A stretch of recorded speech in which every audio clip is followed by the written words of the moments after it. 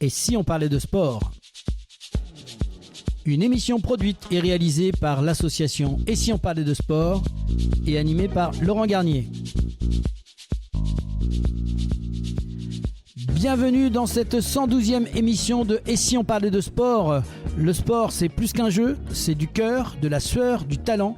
Dans chaque épisode, on vous embarque au plus près de celles et ceux qui font vivre le sport à fond. Préparez-vous, ça va bouger, vibrer et inspirer.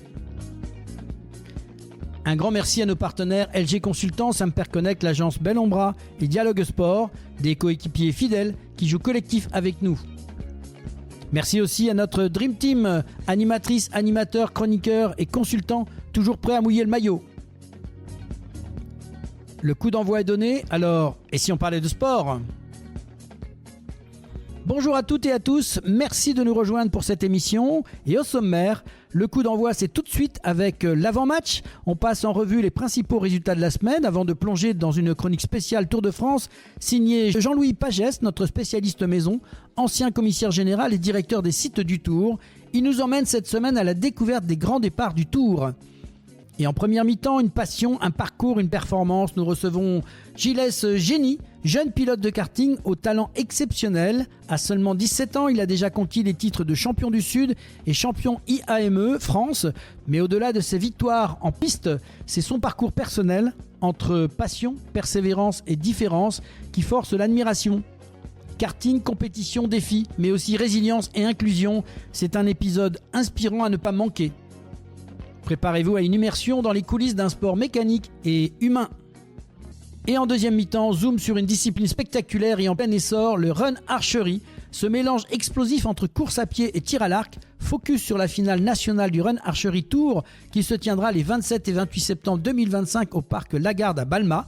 Entretien exclusif avec deux figures du Balma Arc Club, Muriel Motte, compétitrice passionnée et engagée, et Florian Cacré, jeune athlète au palmarès impressionnant. Un épisode placé sous le signe de l'adrénaline, de la précision et de la convivialité. Mais avant d'entrer sur le terrain pour cette 112e émission, petit tour par l'avant-match. Et si on parlait de sport, avant-match.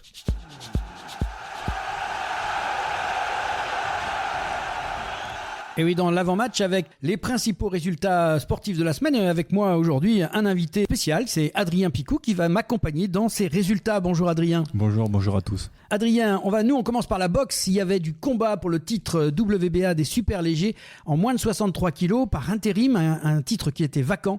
Et la jeune femme Victoire Pito a été battue au point par l'américaine Samantha Worthington samedi au Little Caesar Arena à Détroit, Michigan. On passe au judo, Adrien. Oui, judo Grand Chelem d'Oulan-Bator en Mongolie. La française Gaëtane Debert s'est offert une belle médaille de bronze en 63 kilos. Sa première sur un Grand Chelem. Alors après le judo, on passe à l'escrime. Il y avait les championnats du monde à Tbilissi en Géorgie. Ce week-end, les Français ont brillé dans ces championnats. En fleuret individuel chez les femmes, Pauline Ranvier réalise un parcours magnifique en décrochant la médaille d'argent. Elle était simplement battue en finale par l'américaine Lee Kieffer.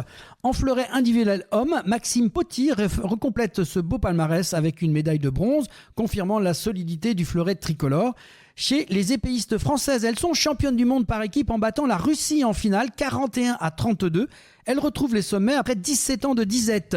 Par contre, en individuel, en épée individuelle, femmes et hommes, aucun podium côté français. Sabre individuel homme, Jean-Philippe Patrice, lui, s'offre une superbe médaille d'argent après un duel intense face au Géorgien Sandro Bazadeh. En finale, sabre individuel femme, pas de podium individuel pour les sabreuses françaises malgré 3 tireuses en quart de finale. Et elles n'ont pas réussi non plus en par équipe. On passe au tennis maintenant. Tournoi WTA de Chicago pour sa première demi-finale ATP 500. Corentin Moutet a été dominé samedi par le 13e mondial Alex de Minaur. Le Français s'est incliné en 2-7, 6-4, 6-3. Tournoi ATP 250 de Kisbul. Le Kazakhstanais Alexander Bublik, vainqueur du Français Arthur Cazan en finale, 6-3, 6-4, samedi.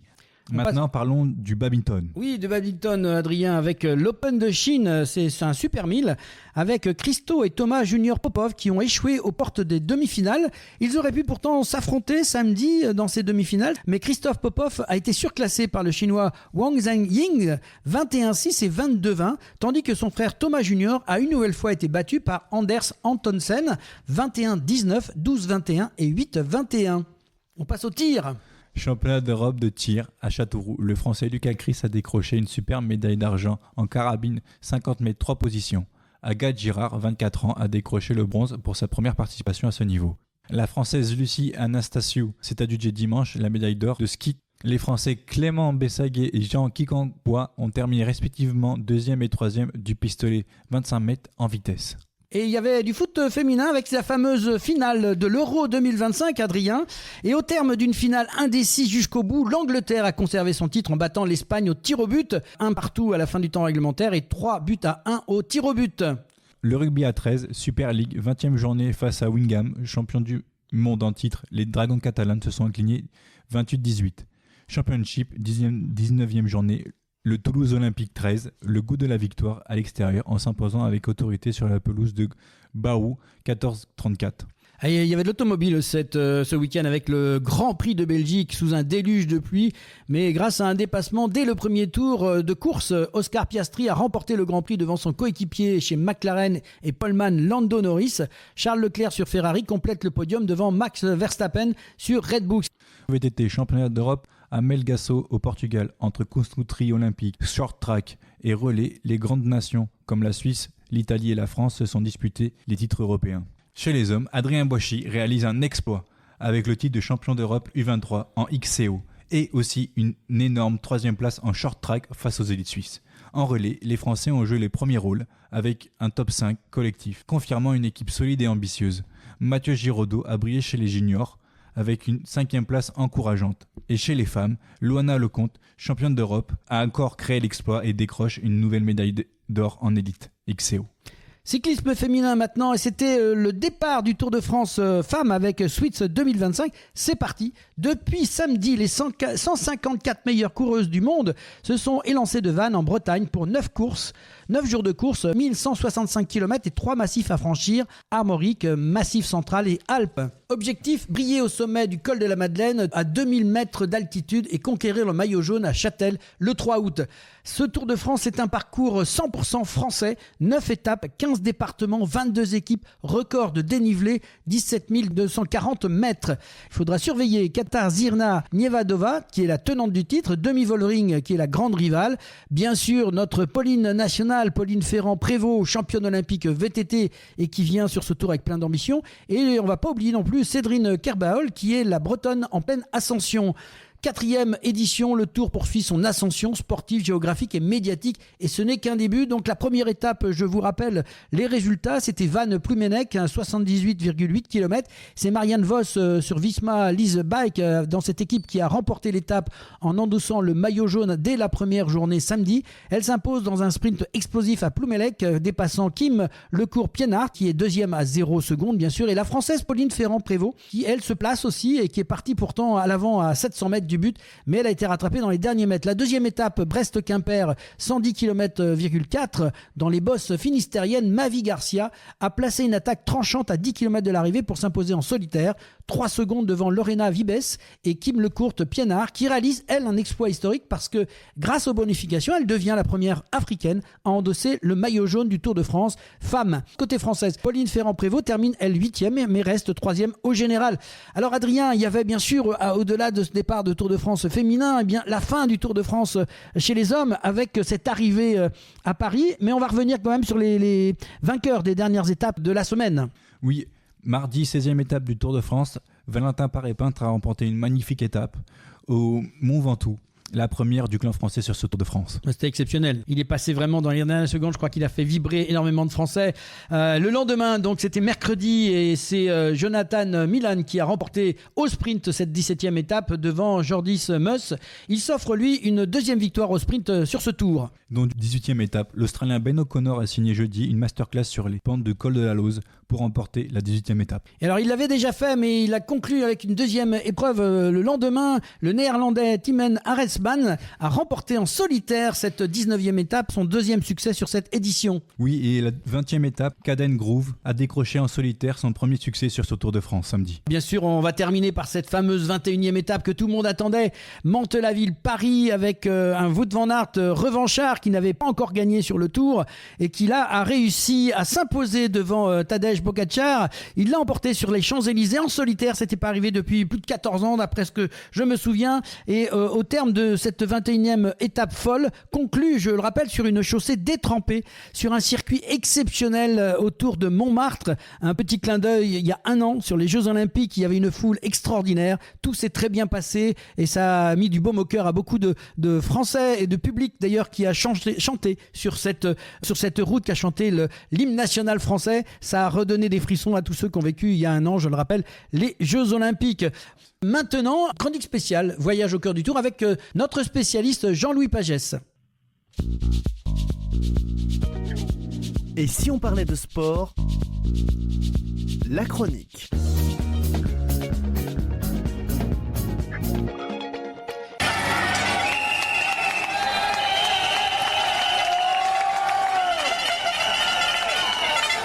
Et bienvenue dans cette nouvelle chronique spéciale Voyage au cœur du Tour. Chaque été, le Tour de France trace sa route à travers les plaines, les cols, les villes et les villages.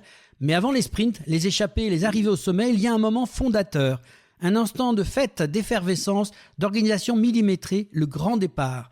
Au fil des décennies, cette mise en orbite de la grande boucle est devenue un événement à part entière qui dépasse les frontières, met en lumière les territoires et donne le ton de l'édition à venir. De Berlin, en passant par Amsterdam, Saint-Sébastien, Londres ou encore la Corse. Chaque grand départ a son histoire, sa couleur, sa symbolique. Pour en parler, nous avons le plaisir d'accueillir Jean-Louis Pagès, homme de l'ombre du Tour pendant plus de 30 ans, ancien commissaire général et directeur des sites. Il a vu naître, se construire et vibrer ses grands départs aux quatre coins de l'Europe. Avec lui, nous partons en immersion dans les coulisses de ces premières lignes d'une aventure unique. Bonjour Jean-Louis. Bonjour Laurent. Le Tour de France, c'est bien plus qu'une course cycliste, c'est un feuilleton itinérant, une vitrine, des paysages, une aventure humaine et logistique hors norme. Et tout commence à un moment toujours très attendu, le grand départ. Alors Jean-Louis, pourquoi ce moment est-il pas si particulier ? Alors ce moment, c'est le moment de la rencontre. Alors c'est la rencontre évidemment entre les gens qui vont faire partie de la caravane du Tour, la fameuse famille des suiveurs du Tour de France. C'est un lieu qui est choisi, un grand espace de grosso modo 8000 m2 où tous les gens viennent récupérer leurs accréditations, leurs livres de route, etc. Enfin tout ce qui peut les informer sur le parcours du Tour, mais c'est aussi la rencontre avec un territoire, avec la région qui reçoit le Tour, car aujourd'hui c'est de plus en plus des régions qui reçoivent le Tour et moins une ville et simplement une ville. Donc tout ça fait que il y a cette rencontre entre les locaux qui attendent l'événement du mois de juillet. Les suiveurs du Tour restent globalement une petite semaine sur place, alors pour les techniciens notamment. Mais à partir donc du mercredi précédant le départ, la permanence de grand départ est ouverte. Les gens donc viennent s'installer, prennent leur marque et à partir de là, donc le Tour de France peut démarrer. Ce qui est fascinant, c'est que le Tour de France s'est affranchi progressivement de ses frontières puisque le premier grand départ à l'étranger remonte en 1954 à Amsterdam, un tournant dans l'histoire de la course. Oui, exactement. Donc, et si on note bien, alors évidemment, 1954, je n'y étais pas, même si j'ai de nombreuses années sur le Tour. En revanche, ce que l'on remarque aujourd'hui, c'est que ça part de plus en plus souvent de l'étranger. En tout cas, depuis l'arrivée de Christian Prudhomme à la tête de l'épreuve. Ça avait déjà été le cas, bien sûr, avec Jean-Marie Leblanc en particulier. En 98, on était parti donc d'Irlande avec une particularité puisqu'il fallait traverser la mer. Et ça, c'est toujours un peu compliqué. 92 en partant de Saint-Sébastien. Donc, il y a eu des grands départs de l'étranger. Et je le répète, si on regarde aujourd'hui, on sait déjà d'ailleurs qu'en 2026, le Tour de France partira de Barcelone, si j'ai bonne mémoire. Et il a même été annoncé qu'en 2027, le Tour partirait d'Écosse. Avant d'aller dans le futur, j'aimerais juste que tu nous parles un peu de ces quelques grands départs emblématiques. Entre autres, il y a eu Berlin en 1987 en pleine guerre froide. C'est fort symbolique, non ? Ah oui, en effet. Donc là en revanche, j'y étais. Alors c'est certes symbolique quand on regarde dans le rétroviseur. Au départ, ça s'est fait de manière un peu particulière. C'est une sorte de pari. Alors un pari à l'époque logistique, technique, puisqu'il fallait donc traverser l'Allemagne de l'Est pour se rendre à Berlin-Ouest et déplacer le Tour de France qui représentait en fait tout le côté occidental avec la caravane publicitaire, avec des voitures avec des antennes, avec des radios partout. C'était assez symbolique et c'est vrai que 2 ans après, le mur de Berlin est tombé. C'était un moment fort. L'ensemble des suiveurs n'est pas venu, mais en tout cas c'était très très très symbolique. Et moi, j'en retiens un souvenir vraiment particulier. De l'Allemagne, on est passé en 1992 de direction Saint-Sébastien au Pays Basque espagnol. Là encore, une autre culture, un autre public. Exactement. Alors là aussi, ça a été la volonté de Jean-Marie Leblanc. 92, c'est quoi ? C'est le traité de Maastricht. Donc c'est l'Europe qui se met en place en tout cas. Et Jean-Marie Leblanc, là aussi, on a parlé de symbole pour Berlin. Jean-Marie Leblanc a souhaité montrer que le Tour vivait avec son temps. Et donc on a visité à ce moment-là donc les 6 pays plus la France de la communauté européenne. C'était une gageure et aujourd'hui on met en avant, et à juste titre, le fait que le Tour de France part de l'étranger, c'est un peu plus compliqué. Là tu te rends compte en fait que sur ce tracé général, on visitait tous les pays avec évidemment les mêmes équipes, notamment la police et la gendarmerie. C'est-à-dire qu'on exportait, si tu veux, le savoir-faire français. Ça relève aussi un petit peu de ça, ces grands départs de l'étranger. Il y a eu un moment très fort, l'Irlande en 1998, mais là, la fête a été un peu gâchée. En effet, et on dit souvent que le grand départ donne le tempo du déroulement du Tour et des étapes suivantes. En l'occurrence là, donc c'est vrai qu'au grand départ, donc pour l'Irlande, il y a un directeur sportif qui se fait attraper à la frontière avec des produits dopants dans sa voiture et ça gâche la fête. Alors hormis le fait que techniquement et logistiquement ça n'a pas eu d'impact, en revanche évidemment sportivement ça a traîné jusqu'à ce que évidemment du côté du département de la Corrèze, c'est l'épisode Festina où Jean-Marie Leblanc donc exclut l'équipe Festina du Tour. Mais c'est vrai que l'Irlande a été marquante pour ça, mais a été aussi marquante, je le répète et j'insiste, sur la partie logistique. Alors souvent on évoque que les grands départs de l'étranger, et notamment lorsqu'on est outre-mer, c'est compliqué. Certes, pour s'y rendre, c'est compliqué, mais ce qui est le plus compliqué, c'est d'en revenir. Et en l'occurrence là, le pari avait été gagné avec des bateaux, des avions, des hélicoptères. Alors, qui évidemment dans l'air du temps d'aujourd'hui avec la démarche protection de l'environnement est moins à mettre en avant. On avance dans le temps avec Londres en 2007, le Yorkshire en 2014. L'Angleterre a vraiment adopté le Tour. Ah là, complètement. Et ce sont des souvenirs phénoménaux. Je ne pense pas. Alors j'entends chaque année les journalistes qui disent voilà, j'ai jamais vu autant de monde, j'ai entendu la dernière avancée pour l'étape de Hautacam. Moi, j'avoue que c'est Londres qui m'avait le plus marqué en termes de grand départ. Avait été annoncé un chiffre de 2 millions de personnes, ce grand départ avait eu lieu donc dans le centre de Londres, en partant donc depuis Trafalgar Square pour arriver donc devant le palais de la Reine. Il y avait les parcs royaux étaient remplis de. Alors il a fait un temps phénoménal. Là aussi, un soleil éclatant, énormément de monde. Le Yorkshire, ça a été la même chose. Il y avait quelques parcours notamment qui étaient assez vallonnés. Il y avait un monde, ça ressemblait à l'Alpe d'Huez, ça ressemblait au Mont Ventoux. Et ce sont des départs là aussi qui ont permis de créer des liens entre ces pays et preuve année, puisqu'en 2027, normalement, l'Écosse aura le plaisir de recevoir le Tour à nouveau. Retour en France avec une première, le grand départ en Corse en 2013. Ah, ça c'est la 100e édition du Tour. C'est une volonté qui a été concrétisée par Christian Prudhomme, grâce à ses relations, grâce au fait aussi que la collectivité territoriale était candidate en intégralité, car il faut bien savoir que le projet était dans les tiroirs depuis pas mal de temps, si ce n'est que Jean-Marie Leblanc donc, en avait déjà parlé, moi. Avant 2013, enfin, je me suis rendu quasiment 4 ans, 5 ans avant en Corse pour savoir si on ne pouvait pas organiser une étape. Alors, à l'époque, il n'y avait pas unanimité. En l'occurrence là, pour le grand départ 2013, la collectivité était d'accord, ce qui nous a permis de rester donc 3 jours en Corse, avec évidemment des sites absolument superbes et avec une logistique phénoménale. On est tous partis donc sur un bateau depuis Toulon et on est revenu donc après l'étape de Calvi du côté de Nice pour un contre-la-montre qui nous a permis évidemment de gagner un tout petit peu de temps dans la nuit pour la mise en place. Mais le grand départ en Corse a été là aussi quelque chose d'assez extraordinaire puisque c'était une première. J'avoue que j'ai eu la chance, en tout cas, de vivre des premières et d'être quelque part une sorte, oui, évidemment, sous la volonté des patrons du Tour, une sorte de défricheur, de pisteur, qui fait qu'après, on se rend compte que c'est possible et on le refait. Et alors justement, on constate qu'avec l'arrivée de Christian Prudhomme à la direction du Tour, les grands départs à l'étranger se sont finalement intensifiés. Exactement, oui. C'est le cas, je viens de l'évoquer. C'est un peu la tendance. Alors, est-ce que ça veut dire que les candidatures françaises sont moins importantes? Je ne le pense pas, en tout cas je ne l'espère pas. Mais c'est vrai que ça permet aussi d'exporter ce savoir-faire que j'ai évoqué précédemment, un savoir-faire français, d'organiser des grands événements. Ça permet aussi de mettre en lumière, par exemple Londres 2007, la symbolique c'était de montrer que finalement il y avait trop de voitures dans le centre de Londres et que le meilleur moyen de montrer qu'on pouvait circuler dans Londres autrement, c'était le vélo. Donc il y a des messages comme ça qui sont passés et qui permettent évidemment de satisfaire les demandes des candidatures, qui sont encore, à mon avis, nombreuses. Et finalement, Jean-Louis, donc ces grands départs, est-ce qu'ils ont transformé la nature du Tour ? Ils l'ont internationalisé, c'est difficile à dire. Ils ont fait en sorte, oui, que c'est une particularité. Enfin, le Tour de France, c'est le Tour de France. Alors, on entend évidemment ici et là le fait que oui, mais c'est le Tour de France et pourquoi il part de l'étranger. Mais c'est une façon de valoriser la France et de valoriser son savoir-faire.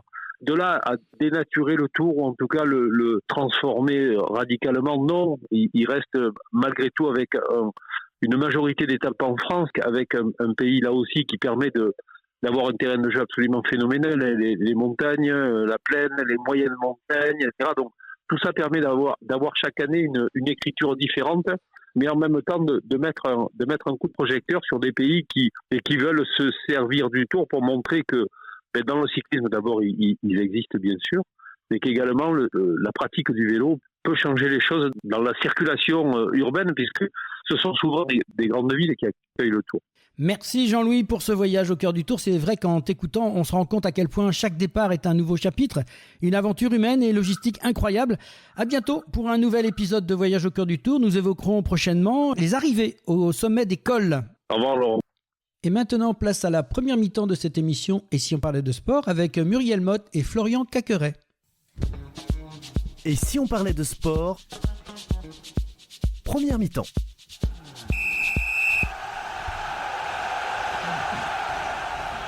Et voilà, retour sur le plateau de Et si on parlait de sport, où nous vous emmenons au cœur d'une discipline encore confidentielle, mais qui ne cesse de gagner en popularité, le run archery. À la croisée du tir à l'arc et du biathlon, ce sport spectaculaire revient sur le devant de la scène avec une finale nationale organisée à Balma les 27 et 28 septembre prochains. Pour en parler, j'ai le plaisir d'accueillir deux pratiquants passionnés du Balma Arc Club, Muriel et Florian Caqueret. Bonjour à tous les deux. Bonjour Laurent. Alors, pour ceux qui ne connaissent pas encore le run archery, est-ce que vous pourriez nous décrire quand même quelque peu cette discipline un peu atypique ? Alors, moi, j'ai cru en regardant, c'était un peu comme le biathlon, mais bon, vous allez peut-être me raconter un peu votre version à vous. Alors, c'est une discipline qui est hybride, complète et très ludique. C'est pour ça qu'on l'aime bien aussi. Et qui va ressembler effectivement au biathlon avec une version un peu été du biathlon, c'est-à-dire qu'à la place de skier, on court. À la place de tirer à la carabine, on tire à l'arc. Et comme les biathlètes, on va porter notre arc, soit sur le dos, soit à la main. Ça va dépendre avec des harnais. C'est une discipline qui va avoir plusieurs formats. On a ce qu'on appelle le 4K. Le 4K, c'est 4 boucles d'1 kilomètre qui vont être séparées par des séances et des séquences de tir, donc 3 séquences de tir. Et ensuite, on va avoir une discipline plus rapide qu'on appelle le sprint. 3 boucles de 400 mètres avec 2 intermédiaires de tir à l'arc. Chaque flèche qui ne rentrera pas dans la cible, en général il s'agit de cibles basculantes, pas toujours, c'est pas obligatoire, mais la plupart du temps, chaque cible qui ne rentrera pas chaque flèche qui ne rentrera pas dans la cible va donner lieu à des pénalités. Donc exactement comme au biathlon, on va courir un peu plus quand on tire un peu moins bien. Et finalement, tout va se jouer plutôt au chrono, puisque c'est la vitesse finale qui va déterminer qui va gagner. Les cibles sont à 18 mètres et elles font 16 cm de diamètre. Donc c'est assez exigeant comme sport pour arriver à faire basculer les cibles. Et vous courez avec votre arc, en fait ? Oui. Tout à fait. Nous, on l'a sur le dos. On a 2 formats de harnais qui ne sont pas les mêmes. Florian, c'est une fabrication maison et moi, je cours avec un harnais de biathlon. Moi, c'est un sac qui a été coupé en 2 et j'ai attaché le dos du sac directement à l'arc. Et c'est plutôt confortable, on va pas se mentir. On va faire un petit point avec toi, Florian. Tu es encore jeune, on va dire, mais sans que ça soit péjoratif. Et tu es un des visages marquants de cette discipline aujourd'hui en France. On a envie de te connaître un peu. Comment tu as commencé le run archery, puis qui es-tu finalement ? Je m'appelle Florian Caqueret. Aujourd'hui, j'ai 21 ans et j'ai commencé ce sport il y a 7 ans, donc j'avais 14 ans. Et à ce moment-là, j'ai participé à une course découverte qui a été organisée par le Run Archery Club de Sucy-en-Brie, en région parisienne.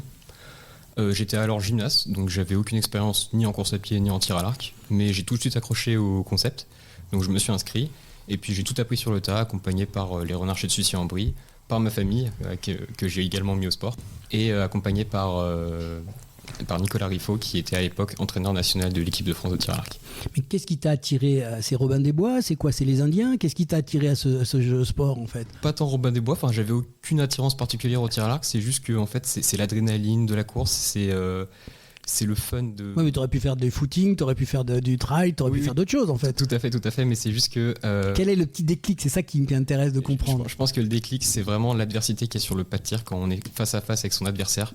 Cette adrénaline qu'on a quand on tire en même temps que son rival et qu'on voit les cibles adversaires tomber, c'est vraiment une espèce de dopamine que j'ai quand je fais ce sport, et c'est ça qui m'a fait aimer ce sport directement. C'est ce qu'on ressent un peu quand, alors je vais faire le mélange, mais parce que je pense que ce qui est grand public, c'est le biathlon, c'est ce qu'on voit, c'est cette espèce de peps dont tu nous parles, où on voit les voir arriver sur le pas de tir, et il y a cette espèce d'engouement quand on voit les cibles qui tombent, c'est un peu ça. Exactement, on a l'engouement des archers eux-mêmes, et surtout l'engouement du public derrière qui crie à chaque fois qu'une cible tombe, c'est vraiment magique. Tu t'es entraîné et en fait tu es arrivé comme à un certain niveau, puisque aujourd'hui je crois que tu es dans les tops français, non? C'est ça, ou je me trompe? On peut dire ça comme ça. J'ai été champion de France en catégorie junior en 2019 ex aequo, puis champion de France seul en 2021 et 2022.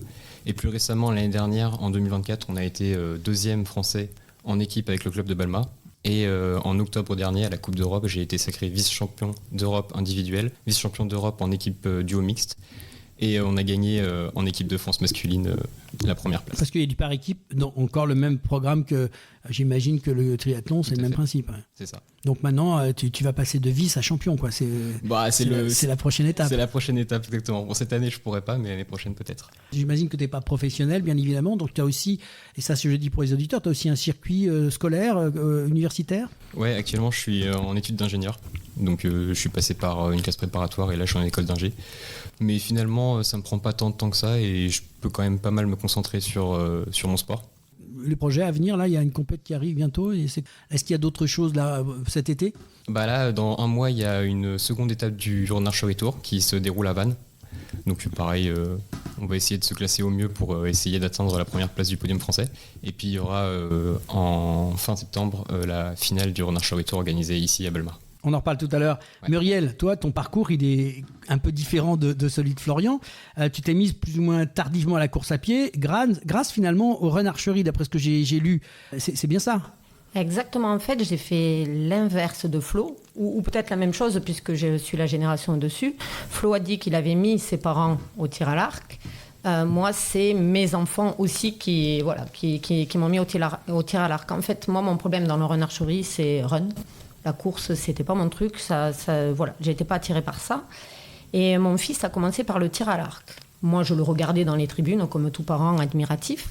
Puis au bout d'un moment, je me suis dit, mais au lieu de le regarder, faisons du tir à l'arc. Donc j'ai commencé le tir à l'arc. Et un an ou deux après, le président de notre club, Vincent Denez, a voulu lancer cette discipline, le run archery. Les archers sont pas toujours des coureurs. D'ailleurs, ils choisissent parfois ce sport justement pour pas courir. Donc, il n'y avait pas trop de volontaires, si ce n'est mon mari et un de ses amis. Mais on s'est dit qu'à deux, ça faisait pas trop une équipe. Donc, ils ont dit, on va recruter nos épouses. Donc, on s'appelle Muriel toutes les deux. Donc, les deux mumus sont partis dans l'équipe, entraînant un peu le pied parce que la course, c'était pas ça.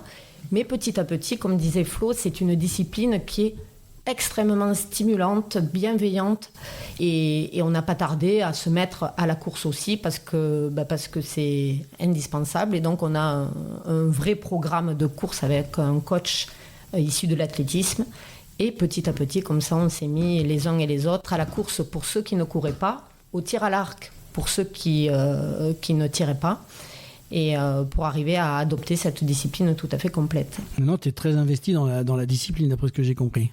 À tout point de vue. C'est ce que j'ai cru lire. Raconte-nous un peu. Dans le club, déjà, on a tous un petit surnom. Le mien, c'est Géo Mumu. Donc, ça veut tout dire, la grande organisatrice. J'accueille les nouveaux renarchers. Je fais les plannings avec nos coachs de course. J'organise les déplacements, les week-ends cohésion. Bien qu'on n'ait pas tant besoin que ça de cohésion, parce que c'est déjà un groupe super soudé, très familial, mais ça nous fait plaisir. Cette année, on est par exemple allé faire du biathlon, justement, pour essayer de prendre un peu au biathlon ce dont on aurait besoin sur le pas de tir, sur la récupération et tout ça. C'était vraiment très chouette. Donc, investi dans le club, mais aussi investi au niveau de la FFTA, Fédération Française de Tir à l'Arc, puisque je fais partie du groupe de travail sur le run archery. Et notre mission, c'est de développer cette discipline dans les clubs, dans les régions, en France, et à l'international. Alors justement, une petite question parallèle. On a en face de nous un très jeune. Toi, tu es venu plus tard sur ça. Quel message tu peux faire passer, je peux peut-être à des femmes qui seraient peut-être dans cette hésitation ou qui n'oseraient pas ou qu'est-ce qu'on peut leur dire? Qu'est-ce qui fait que ce petit peps que tu as eu, comment tu peux faire passer le message? En fait, il n'y a pas d'âge pour faire du tir à l'arc et il n'y a pas d'âge pour faire du renarcherie. Et nous, on le voit sur le tour. Il y a des juniors, des jeunes, des femmes, des hommes des personnes plus âgées que moi. De plus de 60 ans. De plus de 60 ans, ouais. Exactement. Et il y en a plutôt pas mal. Moi, j'encouragerais les femmes. Pourquoi? D'abord parce qu'on est moins nombreuses que les hommes. Beaucoup moins nombreuses. Il y a peut-être une femme pour 3 hommes. Donc déjà, on a sur la compétition quelques avantages.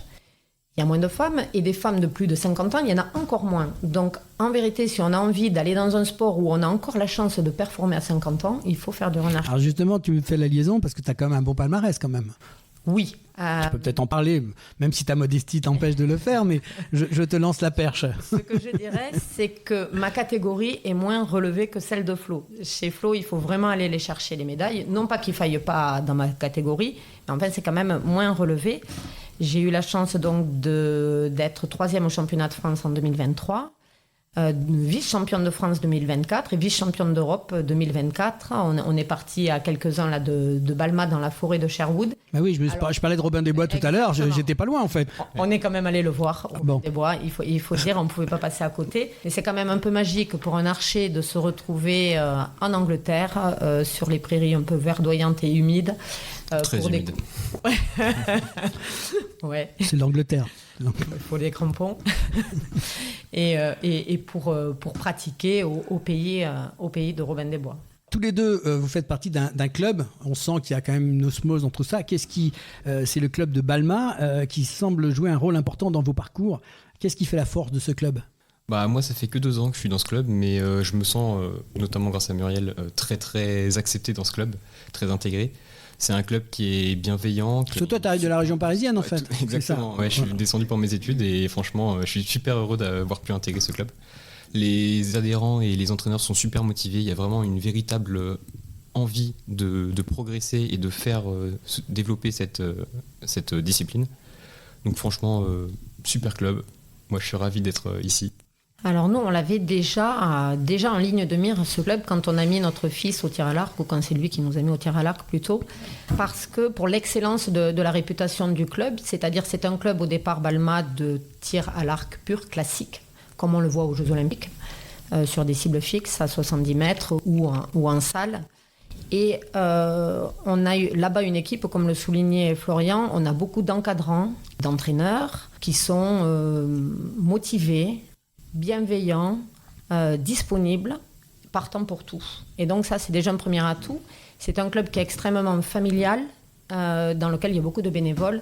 Par exemple, pour organiser une compétition comme le Renarcherie Tour de Balma, il faut compter une 40aine de bénévoles, c'est-à-dire il y en a 20 sur la piste. On a derrière chaque cible ce qu'on appelle un spotter qui va juger chaque tir.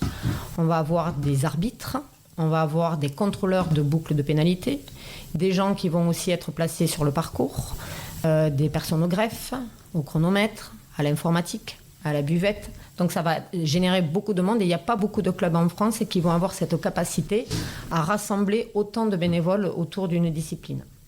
Et puis on a aussi, en tout cas c'est ce que je trouve, qu'on a un président qui est vraiment à nos côtés et qui soutient fortement cette discipline. Franchement, Vincent Denez, et d'ailleurs il fait partie du comité de conseil à la FFTA, ouais. Et il nous supporte beaucoup.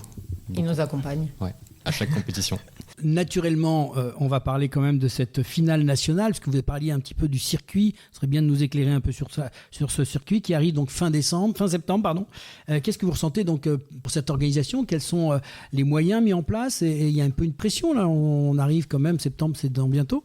Comment ça se passe? Déjà, c'est énorme de pouvoir accueillir la finale du Tour sur notre région. Tout simplement parce que du coup on est habitué au terrain et puis on a, comme l'a dit Muriel, beaucoup de bénévoles qui vont nous aider à organiser.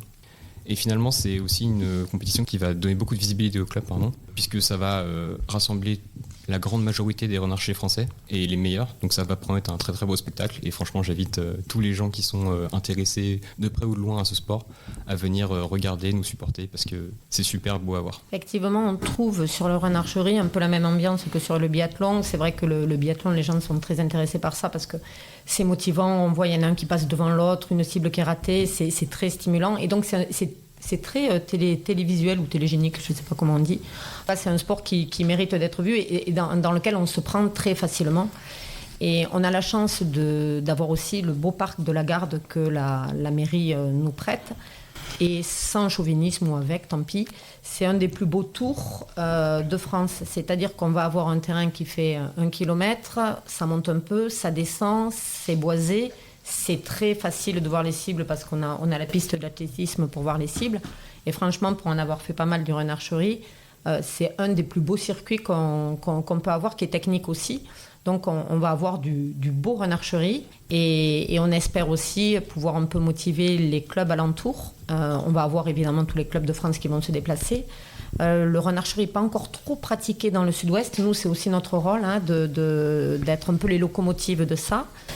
Samedi, par exemple, on a reçu le club de Samatan avec 5 archers qui sont venus un peu voir comment ça se passait. Et on les a bien sûr invités à venir voir pour qu'ils se lancent dans la discipline après le mois de septembre ou avant. Vous allez organiser ça, c'est un circuit, donc c'est la finale, donc il y a plusieurs épreuves. Comment ça, c'est un peu comme, on va dire, comme biathlon, c'est un circuit qui débute dans toute la France. Comment ça se passe? Alors d'habitude, il y a 4 épreuves. 4 circuits, 4 week-ends, 4 compétitions, d'accord. C'est ça. D'accord. Répartis sur toute la France, donc tous les ans, les destinations changent, les finales changent aussi. Et il me semble que les classements sont faits en prenant les 2 meilleurs. Alors c'est des et points. La finale. Ouais. En fait, c'est des points. À chaque fois qu'on participe à un run archerie tour, on a des points qui sont marqués sur le 4K, le 4000, et sur le 3x400. On marque un certain nombre de points en fonction de notre classement. Donc ces points vont être additionnés, le 4K plus le 400, c'est-à-dire pour l'instant en run archerie, on ne fait pas soit l'un, soit l'autre. Un run archer qui veut se classer et qui veut aller au niveau national doit faire les deux. C'est pour ça que c'est vraiment complet. Un peu d'endurance, un peu de sprint. Et on va garder les meilleurs résultats, la meilleure compétition, ou les 2 meilleurs en fonction du nombre de compétitions qu'il y a. Et la finale va compter plus de points que les autres manches. C'est ça. En fait, c'est pas un championnat de France où on remet les compteurs à zéro. On a déjà là à notre compteur, on a déjà marqué des points. Il faut arriver. C'est votre classement ATP du tennis, quoi. Ouais. Et puis c'est pour ça que c'est super important de faire les prix sont pas les mêmes, mais c'est l'esprit. C'est ça. Donc vous allez recevoir ces gens-là. Comment ça se passe pour les gens, soit qui veulent participer, soit venir voir? Techniquement, c'est quoi un peu les détails de ce week-end pour les gens qui souhaiteraient venir vous voir? La compétition va se dérouler sur 2 jours, le samedi et le dimanche. C'est toujours comme ça, une compétition de renarcherie. C'est vraiment le premier jour, on fait 2 épreuves. En général, on fait le 1000 plus le relais trio ou duo, ça dépend. Et le lendemain, on fait le 3x400 et un relais. Les personnes qui veulent venir voir, en fait, la compétition, c'est pas juste un one-shot, c'est-à-dire qu'il y a plusieurs départs. Parce qu'on est trop nombreux pour partir sur le même départ. En fait, sur le pas de tir, il y a 12 cibles. Le but, c'est qu'il n'y ait pas embouteillage à la cible, que les renarchers ne soient pas obligés d'attendre. Donc, en général, il y a plusieurs départs. Quelqu'un qui voudrait voir pourrait voir la compétition du 4K le samedi après-midi. Le plus intéressant, je dirais, le plus stimulant, c'est sans doute le 3x400. Ça dure moins longtemps, c'est très dynamique et en plus, c'est classé par poule. C'est-à-dire qu'il y a des niveaux. Et sur la dernière poule, quand on a les 12 meilleurs, franchement, c'est du très, très beau spectacle. Donc voilà, on peut donc se rendre sur place. C'est payant. Comment ça? Non, pas du tout. C'est pas du tout payant. Voilà, le public peut se présenter Bien sur sûr. place. Ça se passe où exactement, précisément? Il y a une adresse? C'est au Parc Lagarde. Le parc Lagarde de Balma. Ouais. À partir de quelle heure? Mais logiquement, ça va commencer vers 14 ou 15 heures le samedi. Et ensuite, le dimanche, c'est toute la journée. Est-ce qu'il y a la possibilité que des auditeurs qui écoutent peuvent venir éventuellement s'initier aussi? Est-ce qu'il y a quelque chose de prévu pour ce week-end? Il y a beaucoup de compétitions qui organisent des courses découvertes. Donc qui permettent aux personnes de tester. Donc on leur apprend rapidement à tirer à l'arc, puis on les lance sur des circuits à distance souvent réduits. Il y a des courses découvertes pour les enfants, donc avec des formats beaucoup plus réduits pour que ce soit plus facile pour eux, et des formats un peu similaires au sprint, donc au 3x400 pour les adultes. C'est ça, et pour l'instant, tant que le mandat n'est pas sorti, on n'a pas encore l'horaire de ça, mais le mieux, ça serait soit de contacter le président du club, Vincent Denez, soit moi, soit peut-être Laurent, je ne sais pas si les gens te contactent directement, quel cas tu nous passeras. Avec grand plaisir. Et un dernier mot pour nos auditeurs, pour les encourager. Allez, chacun selon sa génération. Qu'est-ce que tu dirais, toi, à des jeunes de ton âge, pour leur dire, voilà, venez tester, venez voir. Quel est le message que tu peux leur faire passer ? Moi, je dirais que c'est un sport qui permet de se dépenser. C'est un sport super ludique, franchement. Et puis, quand bien même on ne gagne pas, on prend quand même du plaisir à courir et à tirer à l'arc. D'autant qu'on peut faire ça avec des fonds assez faibles, avec des arcs qui ne coûtent pas très cher. Donc, c'est assez facile de se mettre à ce sport. Ça permet de se dépenser. Et franchement, on n'en tire que du plaisir. Et c'est en pleine nature. Dernier message, Muriel, je te laisse la parole pour conclure. Moi, je me suis mis au renarcherie avec mon mari et avec ma fille. Donc, c'est un vrai bonheur de pouvoir pratiquer ça en famille. On fait des déplacements en commun, on se lève tôt le matin avec mon mari pour aller courir. C'est quelque chose que je n'aurais jamais pensé faire. Et finalement, c'est bon pour moi, c'est bon pour ma santé, c'est très stimulant. Et la compétition, c'est quelque chose, quand on y a pris goût, franchement, c'est difficile de s'en passer après. On est un peu accro, en fait. Et puis pour les jeunes, on n'est pas obligé de se lever super tôt pour aller courir, on peut aller courir le soir aussi. C'est un message. Merci en tout cas à tous les deux pour ce témoignage passionnant, votre enthousiasme et votre passion communicative. On vous rappelle l'événement à ne pas manquer, la finale nationale du Renarcherie Tour les 27 et 28 septembre 2025 au parc Lagarde à Balma. Venez nombreux pour encourager les athlètes et découvrir ce sport en pleine expansion dans une ambiance conviviale et festive. Retrouvez toutes les infos sur la finale nationale du Renarcherie Tour sur le balma.arc-club.fr et sur nos réseaux. Merci Laurent. C'est la mi-temps, retour au vestiaire et on se retrouve dans quelques instants avec notre invité Riles Janet. Et si on parlait de sport, mi-temps.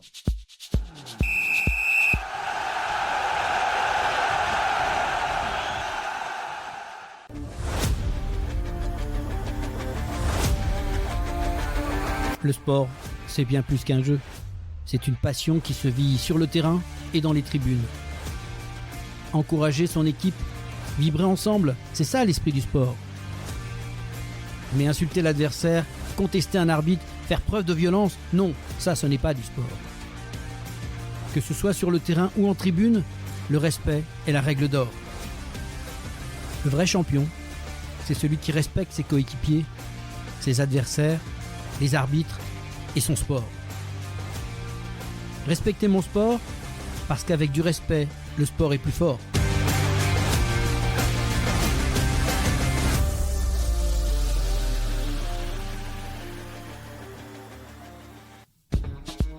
Et si on parlait de sport, deuxième mi-temps. Et voilà, retour sur le plateau de Et si on parlait de sport, aujourd'hui, coup de projecteur sur un jeune pilote de karting dont le talent, la détermination et le parcours hors norme forcent le respect. Il a à peine 17 ans, il est déjà double champion de karting. Il mène en tout ça avec une volonté de faire malgré des diagnostics qui auraient pu lui fermer bien des portes. Je suis ravi d'accueillir Riles Janet. Bonjour. Et bonjour. On va parler un peu de tes débuts, de ton parcours de karting. On va revenir à tout début. Tu es né en 2008 et très vite tu t'intéresses aux voitures. À 8 ans, tu découvres le karting de loisirs et c'est un déclic immédiat. Explique-nous un petit peu ce déclic à cet âge-là. On revient à un début de ta carrière. J'allais faire du karting à 8 ans. Mon père il m'avait emmené et tout parce que j'aimais bien les voitures et tout, parce que j'avais regardé le film Cars quand j'étais petit et j'ai beaucoup aimé. Du coup, je faisais que demander à mes parents est-ce que je peux faire du kart, est-ce que je peux faire du kart. Du coup, un jour, ils m'ont emmené. On allait au circuit de Muret. Du coup, il m'a acheté des sessions comme des personnes normales. Et j'ai fait la première session et j'ai pas du tout aimé. J'y arrivais pas et tout. Du coup, mon père, il a insisté pour que je fasse les autres sessions qu'on avait payées. Et vu que je me suis amélioré, commencé à comprendre, à la fin des 3 sessions, je lui ai demandé quand on allait revenir et c'est parti de là. Tu as rejoint rapidement JKA à Muret, une école de karting réputée. Tu apprends, tu progresses et tu bats même le record de la piste, pas mal pour un débutant. Ouais, j'ai fait 2 ans là-bas et c'était pas mal parce que c'est une bonne école. J'ai bien appris, c'est ce qui m'a fait passer ensuite en karting de compétition et c'était un bon début. Tu passes ton premier kart personnel, un modèle cadet un peu dépassé, mais tu te fais remarquer dès 2019 avec un podium en course au club de Muret. Tu considères encore aujourd'hui comme une victoire? Pas comme une victoire, mais ouais, avec le matériel que j'avais et l'expérience que j'avais à l'époque, ouais, c'était... Alors c'est un truc que tu avais bricolé avec papa, c'est ça, le karting? Non, mais c'était un kart de 2015 et à l'époque, on était en 2019, du coup, il y avait un changement de réglementation à l'époque et c'était plus les mêmes châssis, j'ai pas le même matériel que les autres, du coup, ouais, c'était vraiment pas mal. Ouais, t'avais une 2 chevaux et les autres avaient des Ferrari, c'est ça, non? Un peu comme ça, on dirait. Tu continues malgré le Covid, il y a eu des interruptions automatiquement. En 2022, tu passes enfin en compétition officielle avec le team OKS. Comment s'est passée cette année découverte? Je suis arrivé en catégorie nationale, du coup. C'était un peu compliqué parce que, ouais, j'avais fait une petite pause de 1 an. Du coup, ouais, les premières courses, c'était un peu compliqué, l'histoire de se remettre dedans, et que j'avais dit beaucoup moins de roulage que les autres. Mais ensuite, vers la fin de l'année, ça a commencé à être pas mal. Les résultats sont améliorés. La performance commençait à revenir et ensuite, on a fait le tremplin vers 2023. 2023, c'est l'explosion, on va dire. L'année où tout bascule. Tu changes de catégorie, tu passes en KA100. Tu remportes 5 courses de suite et tu deviens champion du Sud et champion IAME en France. Comment t'expliques cette montée en puissance? Pendant l'hiver, pendant les tests, on a beaucoup travaillé avec l'équipe. Il y a eu beaucoup de travail fait personnellement et avec le team aussi. C'est juste avec le temps, ouais, j'ai roulé, on a travaillé, et les résultats sont venus. Et t'as une équipe autour de toi, ou c'est les copains? Comment tu t'organises justement? Non, du coup, j'ai mon papa qui me fait la Ah, mécanique. c'est papa l'équipe. Ouais. Ouais. Du coup, je suis dans le team OKS, Objectif Karting Sensation, avec comme patron Thierry Estre. Thierry Estre qui est dans la même famille que le pilote en endurance chez Porsche, Kevin Estre, qui a fait commencer beaucoup de pilotes qui sont maintenant très hauts. Donc c'est un bon team, on a bien travaillé et ce qui m'a permis de gagner les 2 titres cette année-là. Comment on gère une telle pression à ton âge? La course, le championnat, les attentes, parce qu'il y a quand même il y a des gens qui attendent tes résultats derrière ça, puis toi tu dois avoir une certaine pression. Avec le temps, tu apprends à la gérer, la pression, et si tu es trop stressé, c'est ça qui te fait perdre en performance. Du coup, ouais, j'ai appris à la gérer. Dans la tête, t'es fort dans ta tête. T'as un coach ou pas mental? T'as quelqu'un qui t'accompagne ou pas du tout? Parce qu'il y en a pas mal de jeunes qui ont ça autour d'eux dans les sports mécaniques aussi, hein, ça existe. Non, moi je n'en ai aucun, mais ouais, juste avec le temps, j'ai appris à gérer la pression, avec même le simulateur et tout. Ça fait beaucoup de pression même pour des courses en ligne, mais du coup j'ai appris à gérer la pression et c'est ça qui m'aide pas mal aujourd'hui. On passe 2024 avant d'arriver à 2025, une saison pleine de rebondissements, une saison difficile, accident, problème mécanique, une file à muret où tu es en pole et tu peux pas prendre le départ. C'est dur à encaisser tout ça. Ouais, c'est dur à encaisser, mais moi je sais que la performance était là toute l'année, on avait un bon rythme, juste j'ai pas mal de malchance, mais comme on dit, c'est les erreurs qui font rebondir pour l'avenir. Et qu'est-ce qui s'est passé particulièrement? Tu as un événement particulier sur cette année 2024? Pas d'un accident, tu as des choses qui te viennent en tête? Ouais, à Lyon, première course de la saison, j'ai fait la pole, c'était à la IAME Series France. Et dernièrement, en gros, je me suis accroché avec un pilote et j'ai tapé dans les Tech Pro à 100 km/h. Du coup, châssis complètement détruit. Même ma combinaison, elle avait brûlé sur le pot parce que j'ai tapé tellement fort que mon corps il s'est pas retenu. Du coup, c'était compliqué. On avait travaillé super tard le soir pour redresser le châssis et tout. Il y a plein de personnes qui sont venues nous aider. À partir de là, du coup, le châssis il était cassé. Il y a le patron de CRG France, la marque de châssis que je roule actuellement, il est venu nous voir à la fin du week-end parce que il trouvait que je roulais plutôt pas mal et il voulait que je roulais avec sa marque de châssis. Donc c'est une solidarité quand même sympathique dans ce milieu-là du karting quand même. Ouais, c'est plutôt pas mal. Et il nous a fait il nous a arrangé un peu avec les prix, tout ça, et du coup maintenant je roule avec ces châssis et ça marche super bien. Termine la saison sur le podium IAME Eurocoupe, 3e condition, météo extrême, c'est une revanche en fait. Ouais, la saison qu'on a eue, ça faisait du bien au podium. Surtout que j'étais assez malchanceux, surtout vers la fin de la saison. Du coup, un podium pour finir la saison, c'était plutôt encourageant pour la suite. La suite, c'est 2025 en ce moment. L'élite, c'est un nouveau défi. Tu passes en catégorie senior avec un moteur X30. En élite nationale, c'est un autre monde. Ouais, c'est plus du tout pareil. Le plateau est beaucoup plus relevé.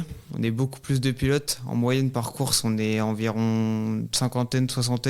Et selon d'autres courses, les autres championnats, ça peut être encore plus haut. Du coup, c'est très compliqué. C'est pas du tout pareil, c'est plus du tout les mêmes budgets, le même niveau. Il y a tout qui change, mais honnêtement, c'est beaucoup mieux, ça te fait beaucoup plus progresser. Et moi, c'est pour ça que j'aime continuer de rouler. Parce qu'il y a plus de niveaux, plus de challenge, et c'est ça qui te motive à trop pousser. Justement, en parlant un petit peu budget, parce que c'est vrai qu'on parle souvent du matériel, on voit alors, quand on connaît déjà la Formule 1, mais en kart, ça représente quand même un budget. J'imagine que c'est pas évident, il faut être soutenu, tu as du partenariat, comment ça se passe un petit peu? Parce que t'as papa qui aide à la mécanique, mais papa il peut pas tout faire non plus, j'imagine. Comment tu t'organises pour ça? Et j'imagine que tu es aussi à la recherche de partenaires. Ouais. On a la recherche de partenaires parce que c'est assez compliqué niveau financièrement, parce que déjà niveau pneumatique, c'est assez exigeant parce qu'il faut mettre minimum un temps, voire 2 trains de pneus par jour aux essais libres, donc c'est assez cher. Après, pour être mieux, la plupart des pilotes dans les grosses équipes, ils ont un mécano. Un mécano aussi, c'est un sacré coût. Du coup, c'est assez compliqué.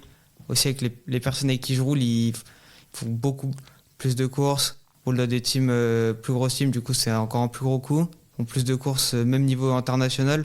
Du coup, c'est assez compliqué de se battre avec eux parce que du coup, tu pars avec des longueurs de retard. Et c'est assez compliqué. Et à niveau des budgets, toi, tu peux pas être professionnel encore de ta discipline, j'imagine, même s'il y a certaines primes dans les courses.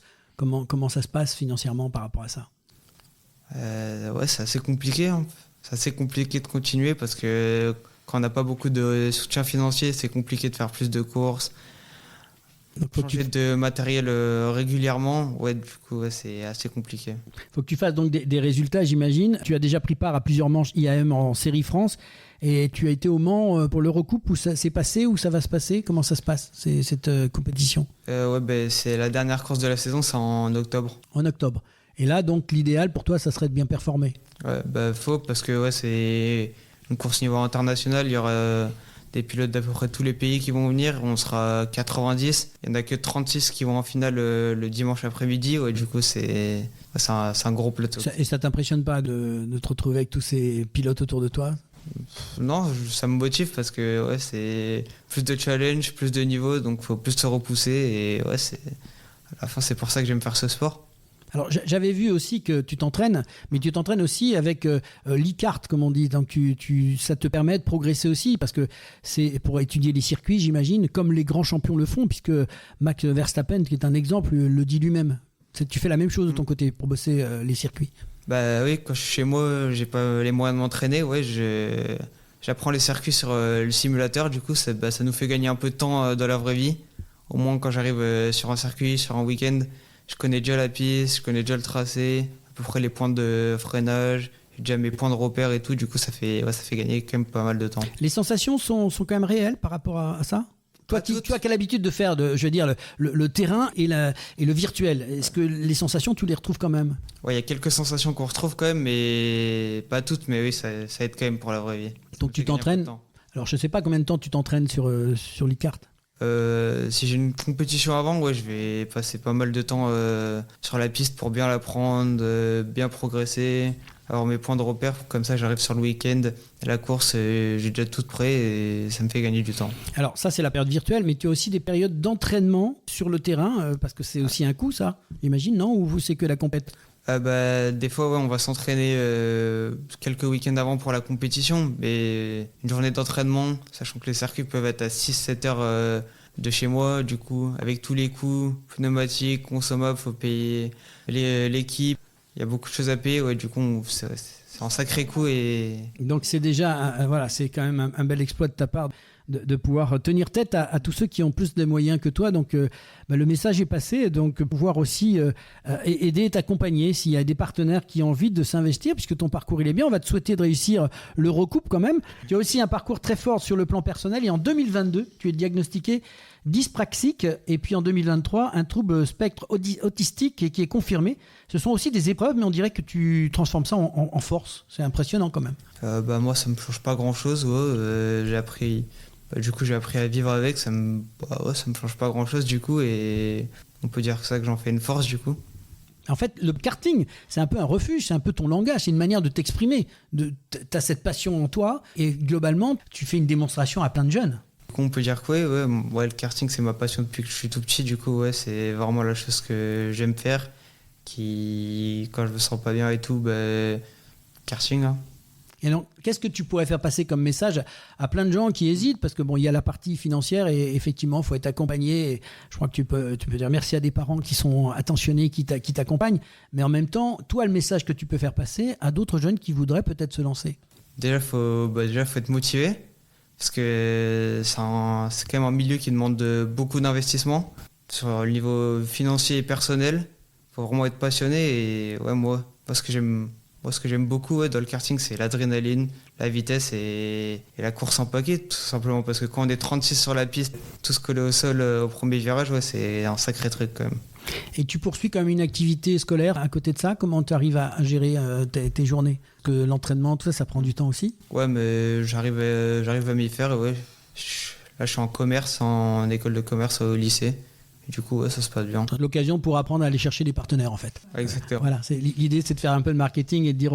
Voilà, donc le message, il est passé pour ceux qui veulent. Il y a sûrement des chefs d'entreprise qui cherchent un certain nombre de partenariats à faire. Pourquoi pas venir aider Riles dans son parcours à lui.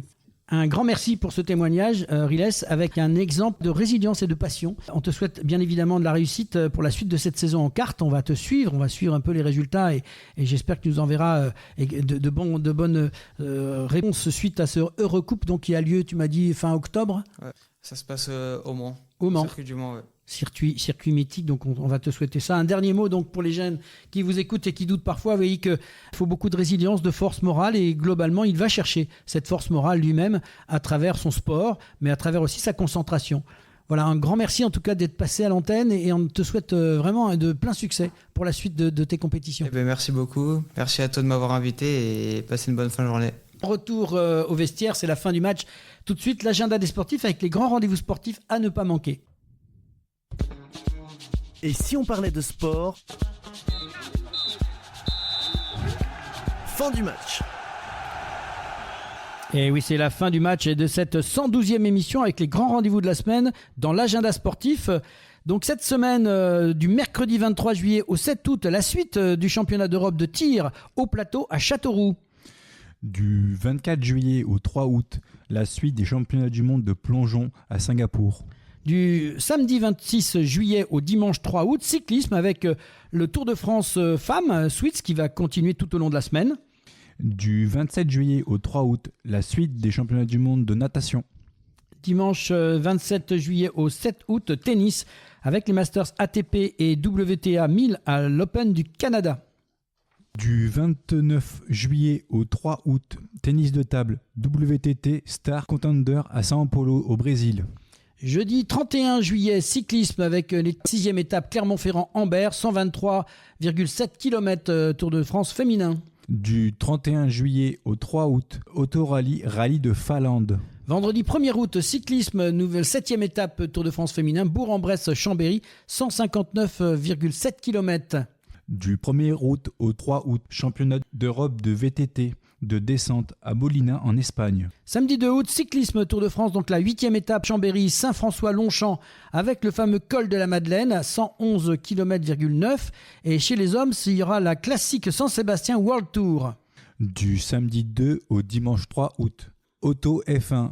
Du samedi 2 au dimanche 3 août, Auto F1 Grand Prix de Hongrie à Budapest. Et pour finir, dimanche 3 août, cyclisme avec la fin du Tour de France femmes. 9e étape, Pras-sur-Allie, Châtel, les Portes du Soleil, 124,1 km. Et on aura le dénouement de cette épreuve. Voilà, c'est la fin du match de cette 112e émission de Et si on parlait de sport. Un grand merci à nos invités du jour, Muriel Motte, Florian Cacret, Gilles Janet, Jean-Louis Pagès, puis aussi à mon collègue aujourd'hui, Adrien Picou. Merci pour vos voix, vos parcours et votre passion. Merci à vous, auditrices et auditeurs fidèles. Continuez à liker, commenter, partager, surtout à vous abonner à notre chaîne YouTube. C'est vous, notre moteur. Chapeau à nos partenaires, LG Consultants, Saint-Père Connect, l'agence Bellombra et Dialogue Sport. Et bravo à toute l'équipe de l'association Et si on parlait de sport, toujours sur le terrain, toujours au taquet. Rendez-vous la semaine prochaine pour un nouveau numéro de Et si on parlait de sport.